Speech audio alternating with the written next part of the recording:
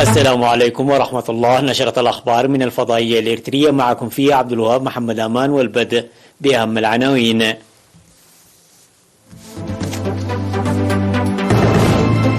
إصابة مواطنين 2 بفيروس كورونا اليوم.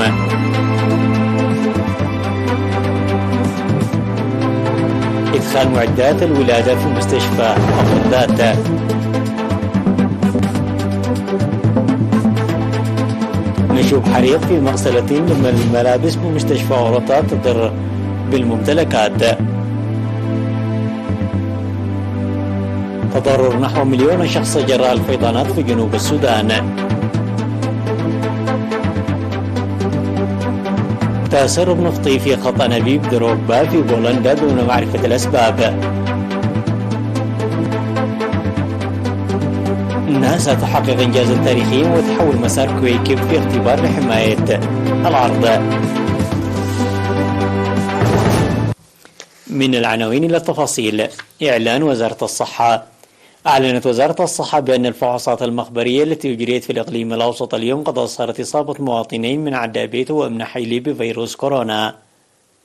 في غضون ذلك شفي 3 مرضى كورونا في الإقليم الأوسط، وبهذا بلغ عدد المصابين بفيروس كورونا في البلاد حتى الآن 10,182، شفي منهم 10,072، وتوفي 103 مريض، فيما يتلقى 7 مرضى الرعاية في المستشفيات. وزارة الصحة 12 من أكتوبر لعام 2022.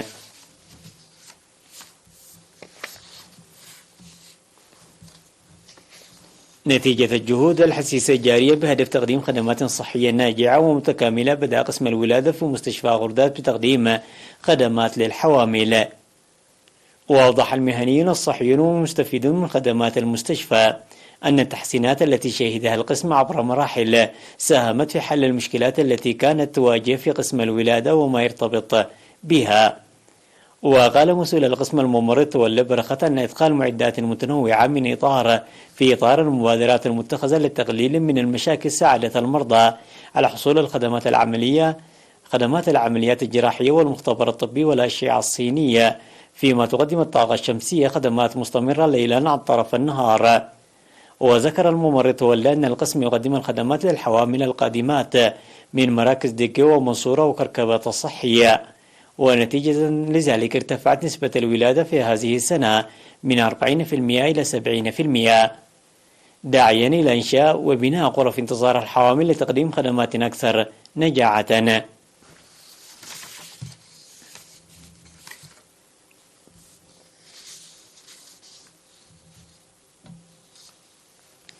أحدث الحريق الذي نشب مساء 11 من أكتوبر في مغسلة الملابس بمستشفى أورطة الوطني أضرارا على الممتلكات. ونتيجة لذلك الحريق دمرت 3 مغاسل كبيرة في قسمين ولا سيما المبنيين، ولا توجد أي خسائر بشرية تذكر. وقال المدير التنفيذي لمستشفى أورطة الوطني السيد تولى يوهنس أنه تم السيطرة على الحريق الذي نشب عند 5:30 مساء، واستمر ل3 ساعات بفضل المساهمة الوفية لأعضاء إطفاء الحريق والمستشفى والمركز الأول للشرطة. رغم أن أسباب الحريق توجد على قيد التحقيق، إلا أن المعلومات تشير إلى أنه يحتمل أن يكون السبب ناجم عن تلامس التيار الكهربائي. من جهته أوضح مسؤول وحدة إطفاء الحريق في فرع القانون والنظام في الإقليم الأوسط المقدم عند برهان تولى مشاركة 5 سيارات إطفاء للسيطرة على الحريق. وتوضح المعلومات الواردة بأن المركز الأول للشرطة في الإقليم الأوسط أقام لجنة تحقيق للتعرف على أسباب الحريق، وقد بدأت عملها.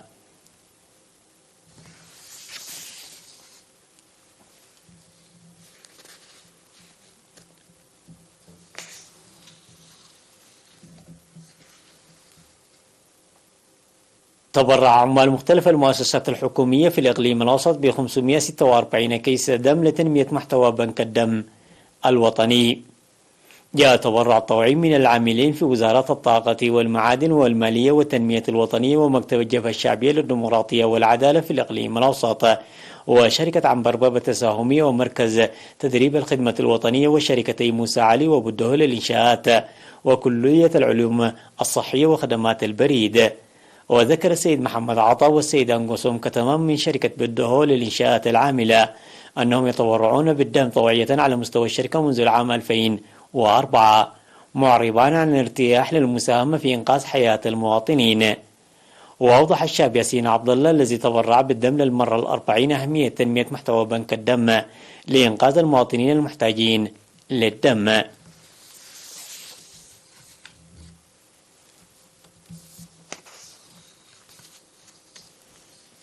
قدم مكتب وزارة العمل والرعاية الاجتماعية في مديرية قندع اللوازم الدراسية ل250 طالب محتاج.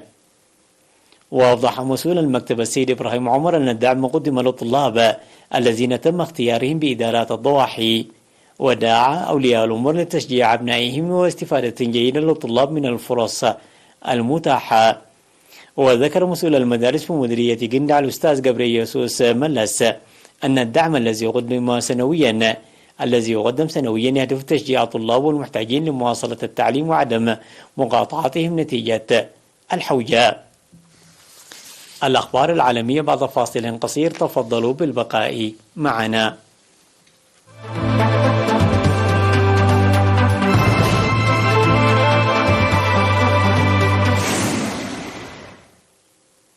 أشار مكتب الأمم المتحدة لتنسيق الشؤون الإنسانية إلى أن حصيلة المتضررين من جراء الفيضانات في جنوب السودان بلغت نحو 909,000 شخص، أي أكثر بضعفين من التقديرات المنشورة الشهر الماضي في خضم موسم الأمطار. وترزح الدولة الفتية تحت وطأة 4 مواسم فيضانات في كارثة باتت تطال 9 من ولايات البلاد ال10 وفق مكتب الأمم المتحدة لتنسيق الشؤون الإنسانية. وأشار بيانا للمكتب إلى تقارير تفيد بأن الفيضانات أدت إلى نفوق مواشي وتلف محاصيل وجرف طرق وجسور وتدمير منازل ومدارس ومنشآت صحية وقمر آبار ومجاري للصرف الصحي، مما أدى إلى تلوث الموارد المائية وإلى خطر تفشي أمراض تنتقل بالمياه.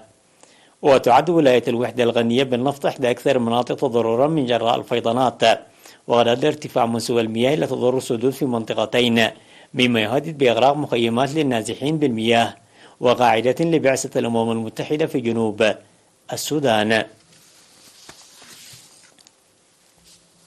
قالت شركة بارنا البولندية أنها رصدت تسربا في إحدى خطوط أنابيب دروكبيا الذي ينقل النفط من روسيا إلى أوروبا، في الوقت الذي تواجه فيه القارة العجوز أزمة طاقة حادة مع استمرار الحرب الروسية على أوكرانيا. وقالت الشركة المسؤولة عن تشغيل الأنابيب في بيان أنها اكتشفت تسربا في جزء من الأنبوب على بعد 70 كيلومترا من مدينة بولك وسط بولندا. وأوضحت أن أسباب التسرب غير معروفة حاليا. وقالت هذه الشركة أن الخط الثاني من الأنابيب إضافة إلى عناصر أخرى من البنى التحتية للشركة تعمل كالمعتاد، بينما قال مسؤول كبير في هيئة الطاقة أن أسباب التسرب قد تكون على الأرجح نتيجة عن أضرار عرضية، مستبعدا أن يكون التسرب نتيجة عمل تخريبي. ونقلت وكالة ترفاكس الروسية عن شركة ترانس نفت أنها أبلغت من الطرف البولندي بحدوث التسرب، وأن إمدادات النفط إلى بولندا لا تزال مستمرة رغم التسرب من أنبوب دروكبيا.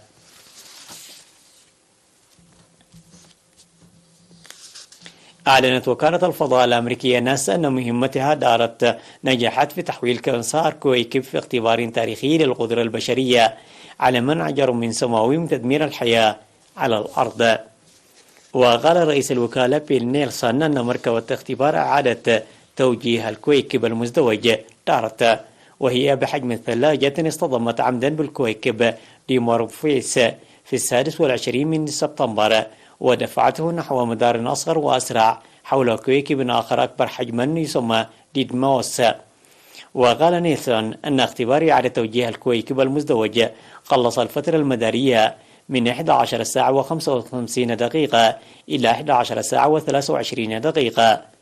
وبعد الاصطدام مباشرة صارت مشاهد أولية صورتها التلسكوبات على الأرض والقمر الاصطناعي النانو الموجودة في المركبة. سحابة كبيرة من الغبار حول ديموفوريس تمتد على آلاف الكيلومترات.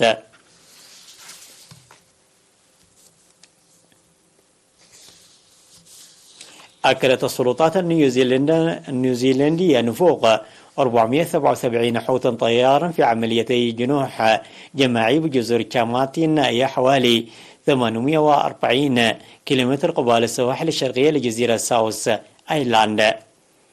وقالت إدارة الحفاظ على البيئة أن 232 حوتا جنوحوا في شاطئ توبانيجي و245 حوتا آخر في خليج ويهيرا. وأشارت داروين غورفر المدير العام لمشروع جوانا وهي مجموعة غير ربحية تساعد في إنقاذ الحيتان، لأن كل الحيتان العالقة لا يمكن إعادة تعويمها وتوفيت جميعها بشكل طبيعي أو تم قتلها رحيما، واصفا ما حدث بالخسارة المفجعة.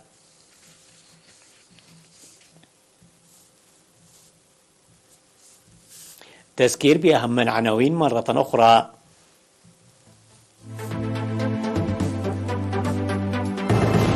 إصابة مواطنين 2 بفيروس كورونا اليوم.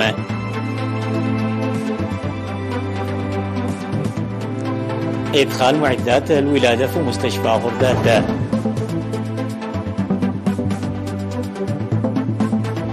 نشوب حريق في مغسلة الملابس بمستشفى أوروتا المرجعي.